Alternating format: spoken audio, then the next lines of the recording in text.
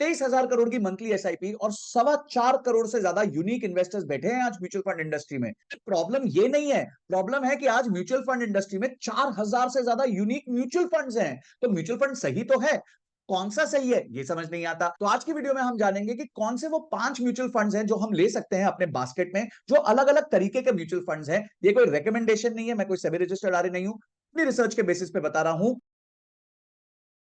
तो नमस्कार दोस्तों, मैं हूं संजय कथूरिया, आपका बिजनेस फाइनेंस और पैसिव इनकम कोच और फाउंडर प्रॉफिट्स फर्स्ट। आज की वीडियो में लेके आया हूं आपके लिए 5 महत्वपूर्ण म्यूचुअल फंड्स जिनमें आप निवेश कर सकते हैं और उनमें निवेश करके आप अपने कैपिटल को ग्रो कर सकते हैं। एक बार मेरे साथ दीपांशु काम करते हैं, तो दीपांशु आए मेरे पास और बोले सर मेरे को म्यूचुअल फंड में इन्वेस्टमेंट करना स्टार्ट तो करना है, पर सर समझ ही नहीं आ रहा। 4,000 से ज्यादा फंड्स हैं, मुझे ये पता नहीं चल रहा कि मैं लार्ज कैप में डालूं, स्मॉल कैप में डालूं, अगर मैं लार्ज कैप में डालूं तो कौन से फंड में डालूं। तो ये कंफ्यूजन जब वो मेरे साथ डिस्कस कर रहा था तो मुझे ये समझ आ गया कि ये प्रॉब्लम सिर्फ दीपांशु की नहीं है, ये प्रॉब्लम बहुत सारे दीपांशु की है जो आज मेरे को इस वीडियो में देख रहे हैं। अगर आपकी भी ये प्रॉब्लम है तो एक बार कमेंट बॉक्स में मी जरूर टाइप करना, मुझे समझ आ जाएगा कि आपको भी ये नहीं पता चलता कि कौन सा म्यूचुअल फंड मेरे को लेना है। तो आज की वीडियो के 5 म्यूचुअल फंड्स हम स्टार्ट करते हैं। 5 डिफरेंट कैटेगरीज में है। सबसे पहले मैं सबसे लोएस्ट रिटर्न्स वाले स्टार्ट करूंगा और लेके जाऊंगा एंड तक, जहां पे सबसे हाईएस्ट रिटर्न्स वाले म्यूचुअल फंड्स की बात करेंगे, जहां पे कैपिटल सबसे ज्यादा तेजी से ग्रो हुआ है और आगे जाके भी ग्रो हो सकता है। तो रहिए इस वीडियो में एंड तक। उससे पहले चैनल को सब्सक्राइब कर लो और बेल बटन जरूर दबा देना, नहीं तो ऐसी अमेजिंग वीडियोस मिस हो जाएंगी आपकी और आप मेरे साथ कनेक्शन में नहीं रह पाओगे। तो स्टार्ट करते हैं सबसे पहले फंड से। दोस्तों सबसे पहला जो फंड मैं दिखा रहा हूं आपको वो है नावी निफ्टी 50 इंडेक्स फंड। देखिए इंडेक्स फंड जो होते हैं वो पैसिव फंड्स होते हैं, यानी कि इसमें फंड मैनेजर अपना दिमाग नहीं लगाता है, वो चुपचाप जो पैसा आता है उसको निफ्टी 50 का जो इंडेक्स है, जिस तरीके से निफ्टी 50 का इंडेक्स बना है, जितने उस में कंपनियां हैं, जैसे 50 कंपनियां, तो उन्हीं 50 कंपनी में उसी प्रोपोर्शन में पैसा डालता है जिसको निफ्टी जिस तरीके से रिप्रेजेंट होती है। तो कुछ दिमाग लगाने वाला काम नहीं होता, इसलिए इस फंड मैनेजमेंट में या फिर इस तरह के फंड्स में जो एक्सपेंस रेशियो होता है वो सबसे कम होता है, यानी कि आपको ज्यादा रिटर्न्स मिलेंगे, आपकी ज्यादा पैसे जो है वो फीस पे नहीं कटेंगे। आइए देखते हैं कि इस फंड ने कैसा परफॉर्म किया है। ये बहुत ज्यादा पुराना फंड नहीं है, पर क्योंकि ये निफ्टी को मिमिक करता है, निफ्टी जैसे ही चलता है तो ये निफ्टी के हिसाब से रिटर्न्स दे रहा है। इसकी कैटेगरी देखिए लार्ज कैप है। लार्ज कैप क्योंकि निफ्टी में सारे बड़े कंपनीज होती हैं, सारी बड़ी मार्केट कैपिटलाइजेशन की कंपनीज होती हैं। क्या आप large cap, mid cap, small cap समझते हैं? नहीं समझते हैं तो कैप लिख दीजिए नीचे, मैं उसके ऊपर भी वीडियो बना दूंगा। हर पॉइंट पे आपको जहां कुछ समझ नहीं आए नीचे लिख दीजिए, मैं आपके लिए वीडियो बना दूंगा। तो अगर हम देखेंगे तो इसका जो करीबन 3 साल का रिटर्न रहा है वो 13.88% रहा है एनुलाइज, यानी हर साल 13.88% रहा है। पिछले 1 साल का रिटर्न बंपर रहे हैं क्योंकि स्टॉक मार्केट ने बहुत अच्छे परफॉर्मेंस दी है, तो 26% का रहा है। और आगे हम देखेंगे कि इसमें जो आज का एनएवी है, जो नेट एसेट वैल्यू है, नेट एसेट वैल्यू क्या बताती है? नेट एसेट वैल्यू ये बताती है कि आज जो इस म्यूचुअल फंड्स के पास शेयर है वो उसके शेयर्स की वैल्यू कितनी है डिवाइडेड बाय उसने यूनिट्स कितने इशू किए हुए हैं, तो वो बन जाता है नेट एसेट वैल्यू। इसके ऊपर भी मैं अलग से एक वीडियो दूंगा। आज फंड के पास 2300 करोड़ रुपए का निवेश आया हुआ है जो उन्होंने निफ्टी 50 में डाला हुआ है। उसके अलावा आप उसकी होल्डिंग्स देख सकते हैं, तो होल्डिंग्स में ये 50 लिखा है, यानी ये निफ्टी 50 को कॉपी कर रहा है, तो 50 ही स्टॉक होंगे, ना 51 होंगे ना 49 होंगे, एग्जैक्टली 50 होंगे। और उसमें आपको भी पता है कि हमारे देश में सबसे ज्यादा जो वेट है निफ्टी 50 में वो है एचडीएफसी बैंक का, क्योंकि एचडीएफसी बैंक और एचडीएफसी लिमिटेड का मर्जर हो गया था, जिस वजह से एचडीएफसी सबसे बड़ा हो गया। उससे पहले रिलायंस सबसे बड़ा हुआ करता था। तो आज एचडीएफसी बैंक का वेट सबसे ज्यादा है 11.49%। तो जितना वेट उस कंपनी का निफ्टी में है, उतना ही पैसा आपके 100 रुपए में से 11.5 रुपए करीबन एचडीएफसी में लगा है, 9 रुपए 67 पैसा लगा हुआ है रिलायंस में, 7 रुपए 85 पैसा लगा हुआ है आईसीआईसीआई बैंक में, और इसी तरीके से सेम रेशियो में निफ्टी 50 में भी पैसा लगा हुआ है। अब हम देखेंगे सेक्टर एलोकेशन, तो फाइनेंशियल सेक्टर का सबसे बड़ा एलोकेशन है 32.9%, क्योंकि इसमें 10.5% तो अकेला अकेला सिर्फ एचडीएफसी का है, बाकी और भी बैंक है, आईसीआईसीआई है, एसबीआई है, तो वो मिला जुला के 32.9 होता है। तो फाइनेंशियल सर्विसेज में हमारे निफ्टी का सबसे ज्यादा वेट है। ये बहुत सारी चीजें ना सीखने मिल जाती हैं अगर आप इनके सिर्फ एक बार डीप एनालिसिस कर लो तो। उसके बाद अगर हम देखें तो रिटर्न एंड रैंकिंग में जो कैटेगरी एवरेज रही है वो करीबन 37.2% रही है और इनका 26.8% का रिटर्न रहा है। तो दोस्तों इसमें क्या है, जो कैटेगरी एवरेज है ना, कैटेगरी एवरेज में ये एक्टिव फंड्स को भी ले लेते हैं, तो एक्टिव फंड्स की कभी कभी रिटर्न ज्यादा हो जाते हैं, तो आपको उसको लेके टेंशन नहीं लेनी है। हमें पैसिवली पैसा अगर डालना है तो इसी फंड में निफ्टी 50 में हम डाल सकते हैं। निफ्टी 50 का कोई भी और फंड पकड़ सकते हैं, किसी और का, कोटक का पकड़ सकते हैं, जेएम का पकड़ सकते हैं, पर अगर आपको एलोकेशन निफ्टी 50 में करना है तो इसी तरीके के फंड में करना होगा।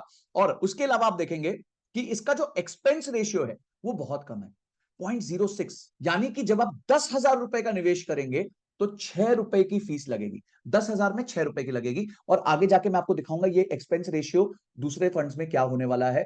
तो ये एक बहुत इंपॉर्टेंट पॉइंट होता है एक्सपेंस रेशियो का, क्योंकि जितना एक्सपेंस रेशियो ज्यादा होगा उतना आप ही के पैसे में से पहले फीस निकल जाएगी और आपका निवेश कम होगा। तो दोस्तों अब हम चलते हैं फ्लेक्सी कैप में। अब फ्लेक्सी कैप क्या होता है? यानी कि ये जो फंड्स होते हैं ये फ्लेक्सिबल होते हैं, कैप यानी कैपिटलाइजेशन। ये इनके ऊपर कोई ऐसी रिस्ट्रिक्शन नहीं होती कि इनको सिर्फ लार्ज कैप में डालना है, सिर्फ मिड कैप में डालना है या सिर्फ स्मॉल कैप में डालना है। ये फ्लेक्सिबल होते हैं, ये इधर उधर अपने एलोकेशन चेंज कर सकते हैं। फॉर एग्जांपल, उनको लगता है कि भाई लार्ज कैप में ज्यादा ग्रोथ होने वाली है, तो जो 100 रुपए उनके पास होंगे या जो उनके पास पैसा होगा उसमें से ज्यादा वो लार्ज कैप में लगा देंगे। उनको लगता है नहीं यार, लार्ज कैप में ज्यादा नहीं है और स्मॉल कैप में ज्यादा ग्रोथ होगी, तो वो पैसा उठा के लार्ज कैप से स्मॉल कैप में भी डाल सकते हैं। तो इसको हम कहते हैं फ्लेक्सी कैप। आइए देखते हैं कि सबसे अच्छा फ्लेक्सी कैप फंड कौन सा है। दोस्तों आते हैं जेएम के फ्लेक्सी कैप फंड में और देखते हैं इसकी परफॉर्मेंस कैसे रही है। पिछले 3 साल में इसने 29.42 का एनुअलाइज्ड रिटर्न दिया, यानी सालाना करीबन करीबन 30% बढ़ा है। और पिछले 1 साल में तो इसने बंपर रिटर्न दिया है 55.64% का, बहुत जबरदस्त तगड़ा रिटर्न दिया हुआ है। इसका एनएवी इस टाइम पे 120 रुपया है। इसमें मिनिमम अगर आपको एसआईपी करनी तो 100 रुपए की भी कर सकते हैं। फंड साइज जो है वो 3,855 करोड़ का, यानी 3,855 करोड़ वर्थ ऑफ शेयर्स आज इनके पास रखे हुए हैं इनके। उसके बाद अगर इसमें हम ये भी देख सकते हैं, अगर हमने मंथली एसआईपी की होती 5,000 रुपए की और पिछले 3 साल से की होती, तो हमने डाले होते 1,80,000, वो बन गए होते 3,18,000, यानी 76.81% के एक्स्ट्रा आपको रिटर्न्स बन सकते थे। इसमें भी आप देखेंगे तो सबसे ज्यादा जिनका जो पैसा डला हुआ है वो एचडीएफसी बैंक में, इसमें 64 होल्डिंग्स है। निफ्टी 50 में 50 होल्डिंग्स थी, क्योंकि वहां पे रिस्ट्रिक्शन है, क्योंकि वो सीधा सीधा निफ्टी 50 को कॉपी कर रहा है। पर यहाँ पे ये लोग थोड़ा सा ज्यादा रिस्क ले सकते हैं, ज्यादा स्टॉक्स ले सकते हैं। तो 64 इनके स्टॉक्स हैं, जिसमें HDFC, ICI, state bank of India, Infosys, Mahindra, blue star. अब जैसे ब्लू स्टार लार्ज कैप नहीं है, ब्लू स्टार मिड कैप है, तो वो मिड कैप में भी निवेश कर देते हैं। तो इस तरीके से इन्होंने रखा हुआ है। अगर आप देखें आज इनका अधिकांश पैसा इन्वेस्टेड है, सिर्फ 2% इनके पास कैश में पड़ा हुआ है। वो कभी कभी क्या होता है कि म्यूचुअल फंड में रिडेम्पशन का प्रेशर आ जाता है कि कुछ हमारे रिडीम कर दो यूनिट्स, तो वो थोड़ा सा कैश हमेशा अपने पास रखते हैं। इसमें सेक्टर्स देखिए, फाइनेंशियल सेक्टर पे 20.9% है, कैपिटल गुड्स पे 13.7 है। इस तरीके से सेक्टर एलोकेशन है। बहुत जबरदस्त ये रिपोर्ट होती है, आपको पढ़नी चाहिए। 1 साल में इनका रिटर्न रहा है 55% और कैटेगरी एवरेज रहा है 35%, यानी इस कैटेगरी का जो एवरेज रिटर्न है वो 35 है और इन्होंने 55 दिया, यानी ये अमेजिंग काम कर रहे हैं। 1 साल के दौरान इनका रैंक है नंबर 3। 3 साल में इस कैटेगरी ने एवरेज दिया 17%, पर इन्होंने रिटर्न दिया 29%। तो ये 1 ईयर 3 ईयर के हिसाब से नंबर 1 रैंक कर रहे हैं और 5 ईयर्स के हिसाब से इन्होंने 29% का रिटर्न दिया है और कैटेगरी एवरेज ने करीबन 21% का रिटर्न दिया, तो उसमें भी ये नंबर 1 रैंक कर रहे हैं। यानी एक बहुत जबरदस्त फंड है जिसमें आप निवेश कर सकते हो। इसने बहुत अच्छे रिटर्न्स दिए हैं। अब देखिए, पास्ट परफॉर्मेंस का गारंटी नहीं होता कि इससे फ्यूचर भी आएगा, पर आपको इससे एक डायरेक्शन मिल जाता है कि ये फंड एक अच्छा परफॉर्मेंस कर रहा है। अब देखिए, हमने जब पहले देखा था तो हमने देखा था कि 0.06% का उसमें टोटल एक्सपेंस रेशियो था। यहां पे वही रेशियो 0.41% है। वहां 6, यानी वहां 10,000 पे 6 रुपए था, यहां 10,000 पे 41 रुपया है। यानी ये करीबन करीबन 7 टाइम्स ज्यादा एक्सपेंस रेशियो है। बोलोगे सर इसमें ऐसा क्यों किया, वहां तो 6 पैसा था, यहाँ पे आपने क्या कहते हैं 41 क्यों कर दिया? मैंने नहीं किया, ये जो फंड है उसका है, क्योंकि इस फंड में एक्टिव मैनेजमेंट हो रही है। यहाँ पे रिसर्च एनालिस्ट बैठे हुए हैं, यहाँ पे ब्रोकर्स बैठे होंगे जो रोज ट्रेड कर रहे होंगे या जो कभी खरीदते हैं कभी बेचते हैं। तो इसीलिए इन लोगों को एक टीम मेंटेन करनी पड़ती है, ऑफिस मेंटेन करना पड़ता है, सिस्टम मेंटेन करने पड़ते हैं, बहुत कुछ मेंटेन करना पड़ता है। इसलिए इनकी कॉस्ट ज्यादा होती है, पर इनके रिटर्न्स भी ज्यादा है। आप देखिए निफ्टी 50 के हिसाब से इनके रिटर्न ज्यादा है। तो कभी कभी आपको बैलेंस करना पड़ता है ये एक्सपेंस रेशियो और रिटर्न्स के बीच में। तो ये एक बहुत जबरदस्त फंड है, JM flexi cap direct fund, जिसको आप यूज कर सकते हैं अपने पोर्टफोलियो को डाइवर्सिफाई करने के। अब हम देखेंगे ईएलएसएस यानी इक्विटी लिंक सेविंग स्कीम। ये सेक्शन 80C में आपको 1.5 लाख रुपए तक के निवेश पे बेनिफिट भी देता है और इसमें मिनिमम होल्डिंग 3 साल की होती है। आप 3 साल से पहले अपना म्यूचुअल फंड नहीं बेच सकते, 3 साल का आपका लॉक इन पीरियड होता है। तो आइए देखते हैं सबसे अच्छा ईएलएसएस परफॉर्मिंग फंड कौन सा है। तो गाइस, ईएलएसएस में क्वांट का ईएलएसएस टैक्स सेवर फंड है। उसने जबरदस्त वो दिया हुआ है, ग्रोथ दिया हुआ है। आप ये देखिए यहाँ पे लिखा हुआ है 3 year lock in, 3 Y lock in, क्योंकि ये ईएलएसएस फंड है, आपको टैक्स बेनिफिट देता है। 3 साल में इसने एनुअलाइज 25.77% का ग्रोथ दिया, यानी 3 साल में इसने मोटा मोटी पैसा डबल कर दिया है। मोटा मोटी हम देख सकते हैं, अगर हमने यहाँ पे 20,000 डाला होता 3 साल में वो मोटा मोटी 40,000 हो जाता। मैंने यही कहा 3 साल में डबल हो गया है। एसआईपी अगर करते तो और अलग रिटर्न आते। इसमें भी देखिए सबसे ज्यादा वेट जो है एचडीएफसी बैंक का ही है, रिलायंस का है, अडानी पावर का है, जियो फाइनेंशियल सर्विसेज का है, इस तरीके से है। इन्होंने 88% जो है निवेश करके रखा है, पर 12% इन्होंने अपना कैश इन हैंड रखा है। कैश इन हैंड ज्यादा रखने से क्या होता है, इनको ना कैश इन हैंड बैलेंस करना पड़ता है। अगर ये बहुत ज्यादा कैश इन हैंड रखेंगे तो यानी उस पैसे पे रिटर्न्स नहीं बनाएंगे, वो तो एफडी रिटर्न्स दे रहा होगा 7-8% का। पर इनको कैश इन हैंड रखना भी पड़ता है, क्योंकि कभी कभी अगर इन्वेस्टर ने बोला भाई मेरे को मेरे पैसे वापस चाहिए, थोड़ा मेरा म्यूचुअल फंड का रिडेम्पशन दे दो, तो इनके पास उस तरीके से पैसा होना चाहिए उस टाइम पे। इसमें अगर आप फंड की परफॉर्मेंस देखें तो एक साल के दौरान कैटेगरी एवरेज यानी पूरे ईएलएसएस कैटेगरी की एवरेज रही है 36.2% और इस फंड की रिटर्न्स रहे हैं 44%। 3 साल में 18% कैटेगरी एवरेज और 3 साल में 25% रिटर्न और 5 साल में 22% कैटेगरी एवरेज और 38% का सालाना रिटर्न। एक साल के हिसाब से इनका रैंक है टॉप 10 में 8, 3 ईयर में है नंबर 2 और 5 ईयर में नंबर 1, यानी 5 लंबे समय में इन्होंने सबसे अच्छा रिटर्न दिया। अब देखिए इनका जो एक्सपेंस रेशियो है वो बहुत जबरदस्त है, 0.65% है। हमने 0.41% देखा था पहले, 0.65 हो गया। ये लोग ज्यादा फीस ले रहे हैं, पर आपको रिटर्न्स कमा के दे रहे हैं, इसलिए फीस पे इतना ज्यादा ध्यान नहीं देना चाहिए, क्योंकि रिटर्न्स आपको जबरदस्त कमा के दे रहे हैं। तो ये आप ले सकते हैं अगर आप ईएलएसएस अपने टैक्स सेविंग के लिए सेक्शन 80C में, अगर आप नए रिजीम में नहीं गए, पुराने रिजीम में है, तो उसके लिए आप ये जरूर कर सकते हैं और अपने लिए एक बढ़िया सा ईएलएसएस फंड ले सकते हैं। तो दोस्तों अब हम रिस्क पैरामीटर पे और आगे बढ़ते हैं और अब हम चलते हैं मिड कैप की तरफ। ये सारे जो है ना रिस्क से ऊपर जा रहे हैं, तो इसलिए आप देख रहे हो रिटर्न्स भी थोड़े थोड़े ऊपर जा रहे हैं। तो अब हम पकड़ेंगे मिड कैप फंड जिसने सबसे अच्छा परफॉर्म किया है। ओके गाइस, आप मेरे स्क्रीन पे देख सकते हैं कि ये मोतीलाल ओसवाल का मिड कैप फंड है, जिसने पिछले 3 साल में सालाना 37.73% का रिटर्न दिया है। जबरदस्त रिटर्न है और इसने पिछले 1 साल में बंपर रिटर्न्स दिए हैं। 60% एक साल में इसका ग्रोथ हुआ है और पिछले 5 साल में एनुलाइज्ड 36% के आसपास इसकी ग्रोथ हुई है। यानी अगर आपने 20,000 वन टाइम डाला होता तो 3 साल में ये हो जाता 52,254, यानी कि डबल से भी ज्यादा, 2.5 गुना से भी ज्यादा हो जाता। इसमें कौन कौन सी कंपनीज है ये आप देख सकते हैं, Jio financial, Vodafone, Zomato, Tube Investments, Kalyan Jewellers. आप देखेंगे मोस्ट ऑफ द कंपनीज जो है इसमें मिड कैप में है। इसमें इक्विटी होल्डिंग 94-95% की है और कैश 5% का इन्होंने रखा हुआ है अपने पास। ज्यादा इनका एलोकेशन टेक्नोलॉजी की तरफ है, उसके बाद ऑटोमोबाइल की तरफ है। इस तरह से इन्होंने सेक्टर का एलोकेशन किया हुआ है। इसका 1 ईयर में कैटेगरी एवरेज भी बहुत ज्यादा रही है, मतलब कैटेगरी ने एज इट इज बहुत अच्छा परफॉर्म किया है 42.8, पर इनका खुद का रिटर्न 60% रहा है। 3 ईयर में 23% कैटेगरी एवरेज रही है और 38% के आसपास का इनका रिटर्न रहा है और 29% कैटेगरी एवरेज रही है 5 साल में और 35.6% इनका रिटर्न रहा है। आप देख सकते हैं टॉप 2 में हमेशा रैंक किया है, तो जबरदस्त फंड रहा है मिड कैप के मामले में।